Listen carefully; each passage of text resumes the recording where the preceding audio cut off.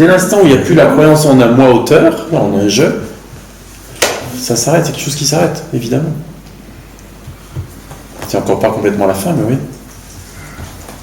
Mais dans la Bhagavad Gita, ils disent « Refusez les fruits de l'action, ils n'appartiennent qu'à Dieu seul. » Tu vois, il y a l'idée, c'est moi qui agis, mais en fait non, c'est Dieu qui agit à travers moi.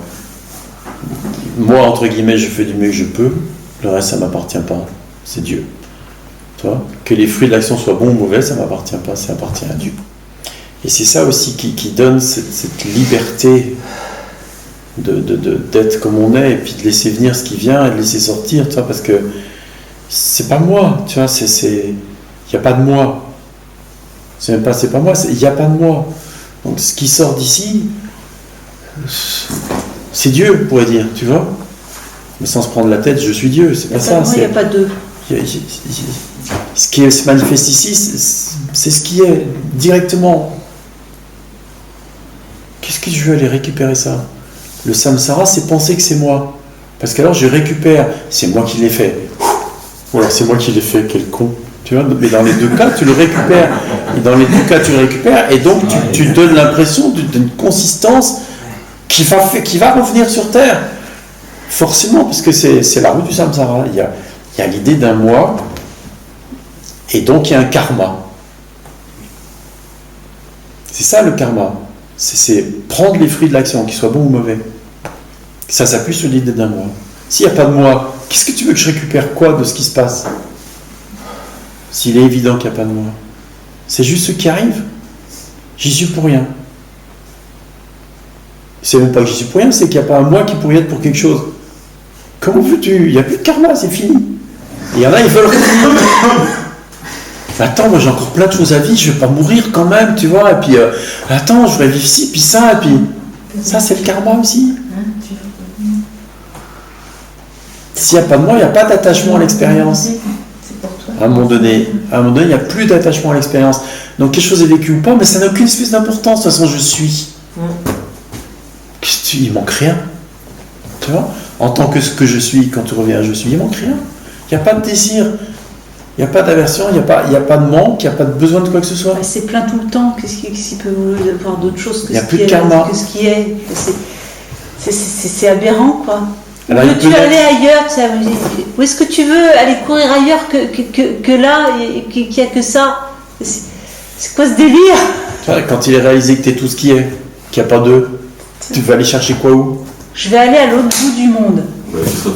C'est toujours que toi. C'est ça, tu vois, tu perçois maintenant. C'est à mourir de rire en fait. Alors, il peut apparaître, je vais aller visiter tel pays, ou je vais aller rencontrer quelqu'un, ou je vais faire des bébés. Aucun problème. Que ça. Aucun problème. Tant qu'il est clairement vu, c'est juste une grande farce. Et c'est parfaitement ok de tomber amoureuse, ou d'avoir des enfants, ou d'aller visiter le monde, ou n'importe quoi d'autre. Comme s'il y avait un mouvement dans ça. Sauf que simultanément, ça fait exploser de rire.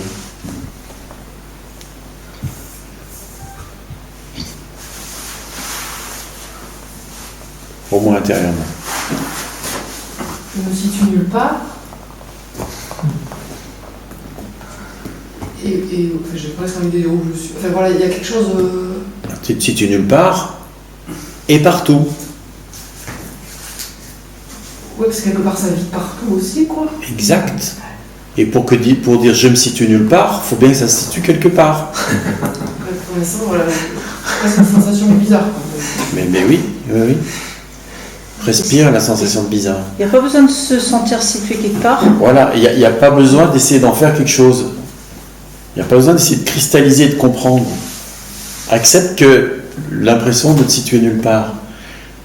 Mais cette impression, elle vient forcément de quelque chose, il n'y a pas rien. Parce que toi, dans je me situe nulle part, ce que j'entends, c'est que tu as l'impression de disparaître, qu'il n'y aura plus personne, plus rien. Tu vois. Ah oui, quelque chose de dilué. Voilà. Sauf que c'est pas vrai.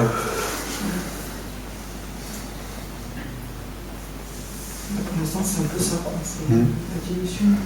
Oui. Ouais, laisse-toi être dilué.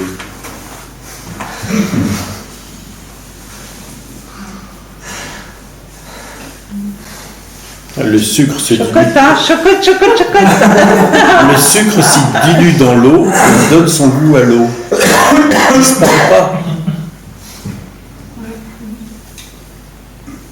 Tout est imbibé de sucre après. Lorsque tu te situes nulle part, en réalité tu te situes partout.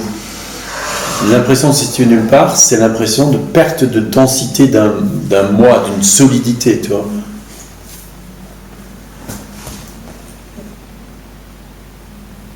Ouais, pour l'instant, je suis dans un entre-deux, quoi. Oui, c'est un peu les chocottes. On a bien compris. Oui. Ça se voit. T'as pas besoin de nous faire un dessin.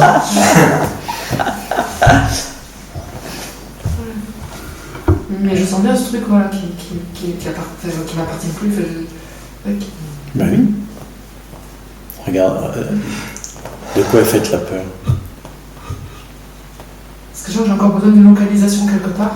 Ou que tu crois. Tu crois que tu as besoin d'une localisation quelque part pour être. Alors tu vois que quand tu te dilues, tu es toujours. Tu ne cesses pas d'être. Et la volonté de maintenir une contraction pour être est en fait la résistance à être pleinement. Il y a une sensation de folie aussi qui a... Exact. Ouais.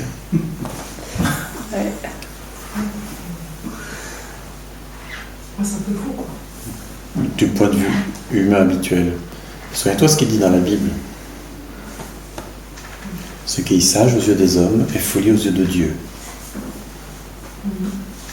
Ce qui est folie aux yeux des hommes, ce qui est folie aux yeux des hommes est sagesse aux yeux de Dieu.